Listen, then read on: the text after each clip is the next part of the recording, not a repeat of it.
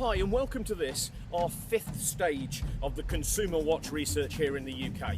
And this one is the really exciting one because this has been conducted after the vaccination programme has started in the UK, so quite clearly that's going to have impacted on the results. So let's take a look.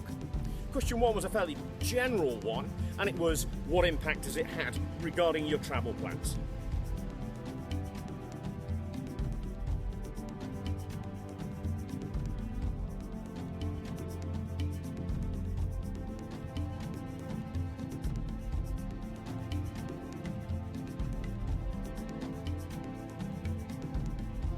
It was this question that really allowed us the opportunity to see the impact of the vaccine. And as we can see, the vast majority of people, whilst they're split, there is a definite tide of positivity towards actually getting out there and travelling.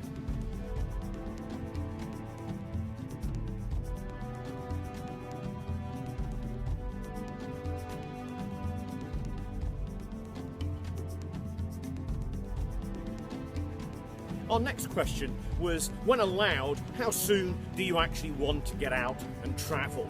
And I guess a little disappointing to hear is the reduction in the number of people who are actually looking to travel in 2021. But again, we'd emphasise, we believe that once the skies are open, once people are allowed to travel to Africa, those destinations are open, the airlines are flying, we believe that there will be a significant switch and lots of people will actually travel. The chart shows here that over our 5-month period there has been a continual decline in the number of people who actually plan currently to travel in 2021. And this is something that we need to work to reverse. Our next question was, how soon do you actually plan to book a holiday? And when we consider the number of changes that have been going on over this period, having the confidence to actually go ahead and book is really quite a major one. What we can see is that the second wave is almost unimportant. People have now seen that the vaccine is the big thing, and that's what's actually influencing their decision making. And here we can see it for ourselves, with the 47% actually saying once they've had the vaccine, that's when they feel that confidence. The next question related to finance and had it impacted on their ability to travel to Africa. And quite surprisingly, we've got 70% throughout this period have said no, it hasn't, which probably reflects our older catchment that we've looked for this research.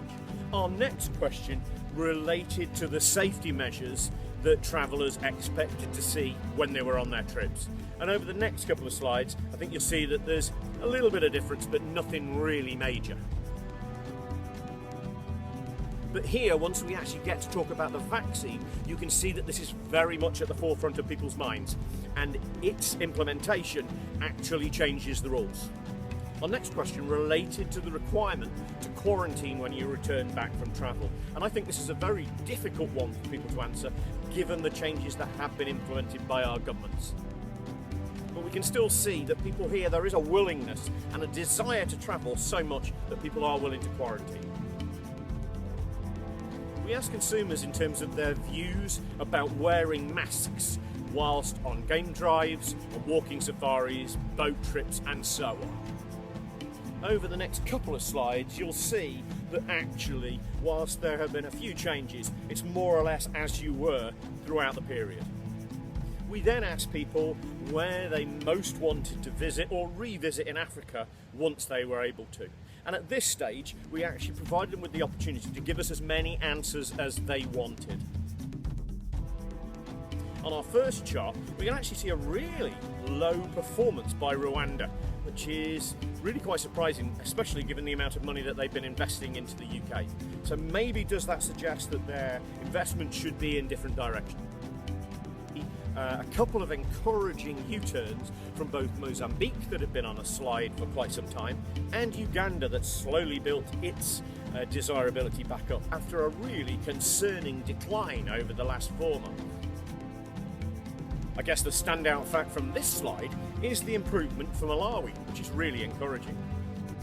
The most curious thing about this set of figures is Namibia's continual decline in appeal. We're really not sure what's behind that and would really like to investigate that further. Then on to the real performers. Madagascar, as usual, right up there, and Kenya, with its loyal, ongoing consumer base, again scores highly. And our top two, albeit that Botswana has dropped back down there at number 2, and out in front is South Africa. We followed this up with a slightly more challenging question, which was to ask if you could only choose one African destination, which one would it be? And this clearly impacted on their selection. Take a look.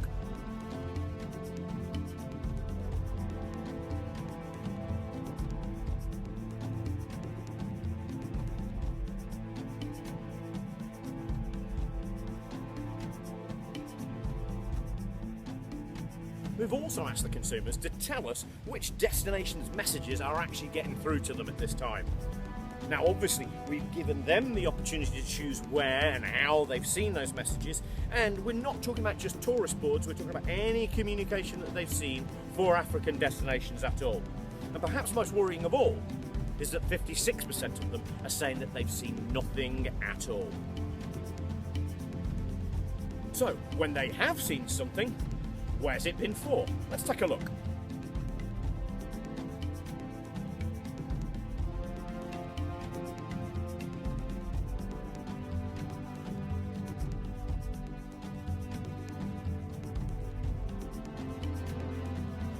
And I really do think it's worth praise being heaped onto Eswatini. A very small destination, perhaps not top of most of our lists, but just look at it here. But out in front, it's South Africa.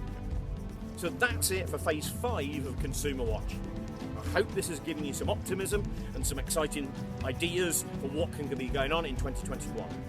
I sense that it's going to be a really great year because the minute this vaccine is really out there and people are able to travel, they're going to be desperate to visit Africa again.